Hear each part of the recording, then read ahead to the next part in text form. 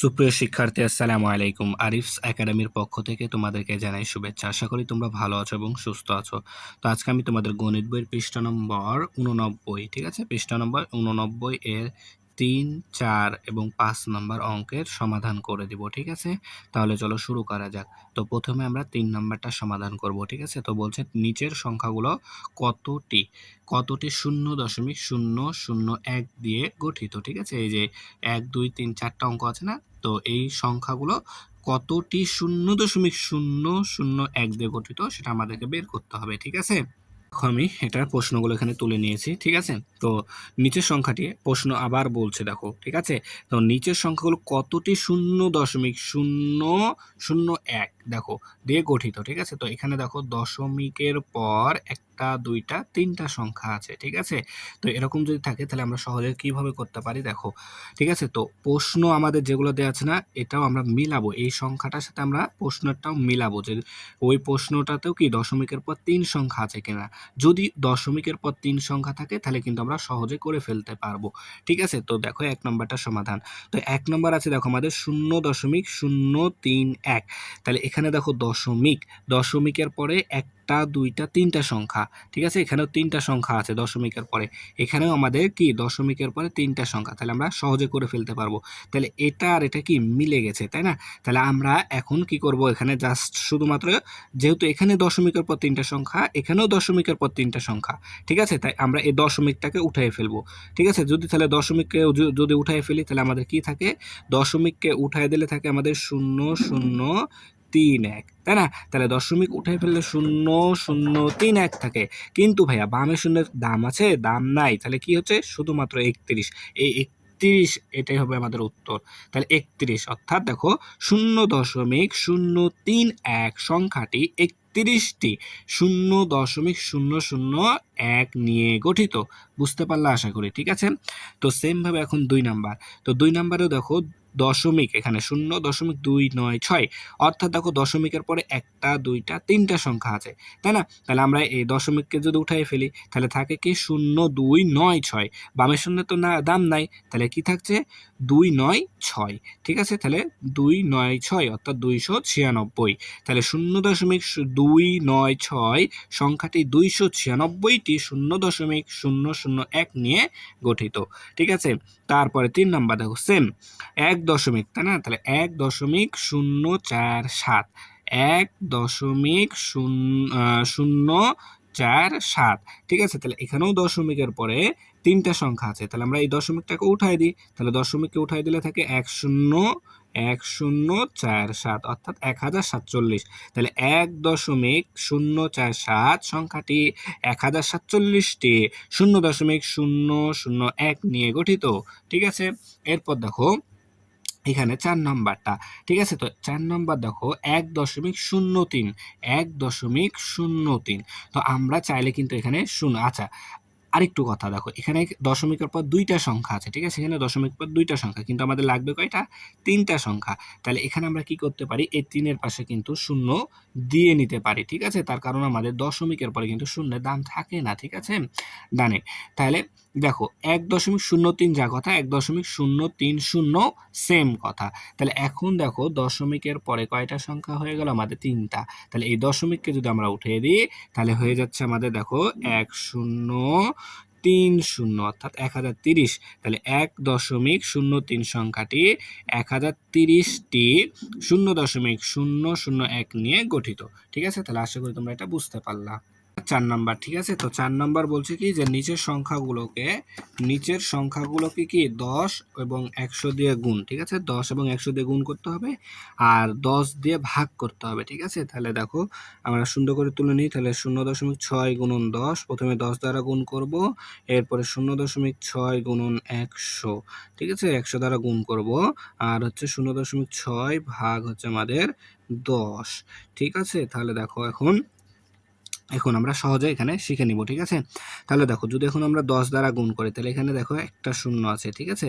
তাহলে এই দশমিকটা কি ডানে এক ঘর সরবে, ঠিক আছে, গুণ করার ক্ষেত্রে, ঠিক আছে, ডানে এক ঘর সরবে, এটার মানে তাহলে এটা যদি সামনে আসে তাহলে 6 দশমিক আসছে, অর্থাৎ 6 দশমিক মানে শূন্য, ঠিক আছে, 6.0 বা 6 উত্তর হবে আমাদের, ঠিক আছে। এরপর দেখো এখানে যদি 100 দ্বারা গুণ করি তাহলে এখানে দুইটা ঘর আছে, মানে এখানে দুইটা শূন্য আছে, ঠিক আছে, দুইটা শূন্য আছে। তাহলে কি করব, এই দশমিকটা আমাদের 2 ঘর সামনে যাবে, তাই না? কিন্তু এখানে দেখো একটাই ঘর আছে, তাহলে 1 ঘর 2 ঘর কি করব আমরা এখানে করতে পারবো, তাহলে একটা শূন্য নিয়ে নেব, এখানে দশমিক আর এখানে একটা শূন্য, অর্থাৎ 60.0, অর্থাৎ আমরা শুধু 60ও লিখতে পারি, ঠিক আছে। আশা করি বুঝতে পারলা। এরপর দেখো তাহলে গুণ করলে দশমিকটা কি ডানে সরবে, ঠিক আছে। আর এখন যদি আমরা এই ভাগ করি তাহলে দশমিকটা কি ডানে সরবে, ঠিক আছে, দশমিকটা বামে সরবে। গুণ করলে ডানে, ভাগ করলে বামে, ঠিক আছে, গুণ করলে ডানে, ভাগ করলে বামে। তাহলে দেখো দশমিকটা এখন এখানে আছে, তার মানে আরেক ঘর সামনে চলে যাবে, যেহেতু একটা শূন্য আছে, তাহলে এক ঘর গেলে এখানে আসবে, তাই না? তাহলে আমরা লিখতে পারি তাহলে শূন্য, তাই না, এখানে 6, আর দশমিকের আগে সবসময় একটা শূন্য বসে, ঠিক আছে। আশা করি বুঝতে পারলাম। তারপরে সেম ভাবে 2 নাম্বার দেখো 0.49 গুণন 10, তারপরে দেখো 0.49 গুণন 100, ঠিক আছে, তারপরে 0.49 ভাগ 10, ঠিক আছে। তাহলে দেখো এক ঘর, তার মানে গুণ করলে কি ডানে যাবে, গুণ করলে ডানে, তাহলে এখানে একটা শূন্য, তার মানে এক ঘর যাবে, তাহলে দশমিকটা এখানে চলে আসবে, তার মানে 4.9। তারপরে এখানে দেখো দুইটা শূন্য, তাহলে দশমিক কি 2 ঘর সামনে যাবে, তাহলে 1 ঘর 2 ঘর, এখানে 49 দশমিক, অর্থাৎ শুধুমাত্র 49 আমরা লিখতে পারি, ঠিক আছে। তারপরে এখন দেখো ভাগ, তার মানে দশমিক কি আমাদের বামে সরবে, তাই না, বামে যাবে, তাহলে এই দশমিক এখানে আছে, তার মানে শূন্যের আগে চলে আসবে দশমিকটা, তাহলে 0.049, আর এই দশমিকের আগে একটা শূন্য বসে, ঠিক আছে। সেম ভাবে 3 নাম্বার, তাহলে 1.31 গুণন 10, ঠিক আছে, গুণন 10, আর 1.31 গুণন 100, ঠিক আছে। তারপরে দেখো 1.31 ভাগ 10, ঠিক আছে। তাহলে এখন দেখো, তাহলে এখন যদি গুণ করি তাহলে দশমিক ডানে যাই, তার মানে এখানে একটা শূন্য আছে, তাহলে এই দশমিকটা এখানে চলে আসবে, অর্থাৎ 13.1। তারপর দেখো গুণ করবো এখানে, তাহলে দুইটা শূন্য আছে, তার মানে দশমিকটা 2 ঘর সামনে, অর্থাৎ 131 দশমিক, অর্থাৎ 131। তারপর এখানে ভাগ করব, তার মানে দশমিকটা এখানে সামনে চলে আসবে, তাহলে একের সামনে, তাহলে 0.131, আর দশমিকের আগে সবসময় একটা শূন্য বসে, ঠিক আছে। তাহলে আশা করি এটা বুঝতে পারলে। এখন 4 নাম্বারটা দেখো, তাহলে 4 নাম্বার আছে কি আমাদের 8.52, তাই না, 8.52 গুণ 10, ঠিক আছে। তারপরে 8.52 গুণন 100, তারপরে 8.52 ভাগ কি 10। তাহলে এখানে কি করব, তাহলে এক ঘর, মানে একটা 10 শূন্য আছে, তার মানে এক ঘর কি দশমিকটা এক ঘর সামনে যাবে, তার মানে 85.2, ঠিক আছে, 85.2। তারপরে এখানে দেখো 100 দ্বারা গুণ করছে, তার মানে দশমিকটা 2 ঘর সামনে, অর্থাৎ 852, ঠিক আছে। তারপরে এখানে ভাগ করছে 10 দ্বারা, তার মানে দশমিকটা এক ঘর সামনে, অর্থাৎ 8-এর সামনে দশমিকটা চলে আসবে, তাহলে 852, আর দশমিকের আগে সবসময় একটা শূন্য বসে, ঠিক আছে। তাহলে এবার দেখো 5 নাম্বারটা সমাধান করব, ঠিক আছে। তো বলছে নিচের সাধারণ ভগ্নাংশগুলোকে দশমিক ভগ্নাংশ, ঠিক আছে। তাহলে যেগুলো সাধারণ ভগ্নাংশ আছে এখানে দেখো, যেমন দেখো 1 এবং 2, ঠিক আছে, এই দুইটাকে দশমিক ভগ্নাংশে এবং দশমিক ভগ্নাংশগুলোকে সাধারণ ভগ্নাংশে প্রকাশ করি, ঠিক আছে। তাহলে যে এখানে এগুলো কি দশমিক ভগ্নাংশ, এগুলোকে সাধারণ ভগ্নাংশে রূপান্তর করতে হবে, ঠিক আছে। এবং সম্ভব হলে ভগ্নাংশকে তার লঘিষ্ঠ আকারে প্রকাশ করে, লঘিষ্ঠ মানে কি ভাইয়া, লঘিষ্ঠ মানে ছোট, ঠিক আছে, ছোট আকারে প্রকাশ করব কাকে, যে দশমিক ভগ্নাংশগুলোকে যখন আমরা সাধারণ ভগ্নাংশে রূপান্তর করব, তখন তাদেরকে যদি সম্ভব হয় তাহলে আমরা কি করব, লঘিষ্ঠ আকারে প্রকাশ করব, ঠিক আছে। এগুলো কিন্তু একবারে সহজ অঙ্ক, ঠিক আছে। তাহলে দেখো আমরা প্রথমত 1 নম্বরটা সমাধান করি।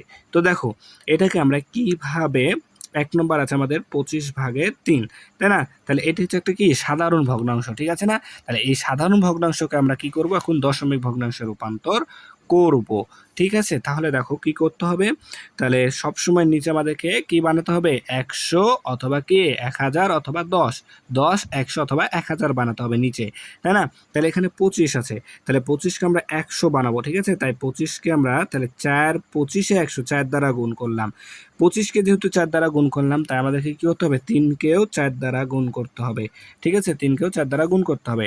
তাহলে দেখো কত হচ্ছে, তাহলে এখন দেখো 4×25 এখানে 100 এসছে আর 3×4 12, ঠিক আছে, 3×4 12। তাহলে এখন আমরা এটাকে দশমিক ভগ্নাংশ কি করে করব, দেখো নিচে শূন্য কটা আছে, একটা দুইটা, তাহলে এদিক থেকে 1 ঘর 2 ঘর পর এখানে দশমিক বসবে, অর্থাৎ 0.12। আর দশমিকের আগে সবসময় একটা কি শূন্য বসে, ঠিক আছে, তাহলে 0.12। সেম ভাবে 2 নাম্বারটাও দেখো, তাহলে 2 নাম্বার আছে 4/3, তাই না, 4/3। তাহলে আমরা এটাকে এখন তাহলে নিচেও কি বানাতে হবে, 100 বানাতে হবে। তাহলে 4কে যদি আমরা 25 দ্বারা গুণ করি, তাহলে 4×25 100। তাহলে 4কে যেহেতু 25 দ্বারা গুণ করলাম, তাহলে 3কেও কি 25 দ্বারা গুণ করতে হবে, তাই না। তাহলে দেখো 4×25 100 আর 3×25 75। তাহলে এখানে একটা দুইটা শূন্য, তাহলে একটা 2 ঘর পর এখানে দশমিক, তাহলে 0.75। আর দশমিকের আগে সবসময় একটা শূন্য বসে, ঠিক আছে, তাহলে 0.75। তাহলে এগুলো দশমিক ভগ্নাংশে রূপান্তর করলাম। এখন আমাদের দশমিক ভগ্নাংশ দেওয়া আছে, সাধারণ ভগ্নাংশে প্রকাশ করতে হবে, ঠিক আছে। তাহলে দেখো, তাহলে এখানে দশমিকের পর কয়টা এখানে দেখো, আচ্ছা 0.6 আছে, তাহলে দশমিকের জন্য আমরা একটা 1 নিলাম, ঠিক আছে। দশমিকের পরে সংখ্যা কয়টা, একটা, তাই একটা শূন্য নেব, ঠিক আছে। আচ্ছা, তাহলে এখানে দশমিকের জন্য 1 নিলাম, তাহলে এই দশমিক তো উঠে যাবে, তাই না। তাহলে দশমিক যদি উঠায় দিই, তাহলে থাকছে কি 0.6, অর্থাৎ 6, ঠিক আছে। তাহলে এখন এটাকে আমরা লঘিষ্ঠ করতে পারি, তাহলে 2 দ্বারা কাটাকাটি যায়, তাহলে 3 দুগুণ 6, 3 দুগুণ 6 আর 5 দুগুণ 10, অর্থাৎ 5/3, ঠিক আছে। সেম ভাবে 4 নাম্বার দেখো, তাহলে 0.25, তাই না। তাহলে এখানে দশমিকের জন্য একটা 1 নিলাম, ঠিক আছে। দশমিকের পরে সংখ্যা কয়টা, একটা দুইটা, তাই একটা দুইটা শূন্য নিয়ে নিলাম, ঠিক আছে। তাহলে এখানে 1 নিয়েছি দশমিকের জন্য, তাহলে দশমিক কি উঠে যাবে, তাহলে থাকবে শুধু 25, ঠিক আছে। তাহলে এখন কাটাকাটি যাবে, তাহলে 25 1কে 25, 4×25 100, তাই না, 4/1, ঠিক আছে।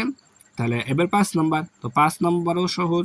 তাহলে দেখো এখানে কি করব, তাহলে দশমিকের জন্য 1 নিলাম, ঠিক আছে, 1 নিয়েছি। আর দশমিকের পরে একটা দুইটা তিনটা সংখ্যা আছে, তাই এখানে 3টা শূন্য নিব, ঠিক আছে। তাহলে একটা দুইটা তিনটা শূন্য নিয়ে নিলাম, তাহলে এই দশমিক উঠে গেলে থাকে 0.75, অর্থাৎ শুধুমাত্র 75, ঠিক আছে। তাহলে এখন আমরা এটাকে কিন্তু কাটাকাটি করতে পারবো, 3×25 75, ঠিক আছে, 3×25 75।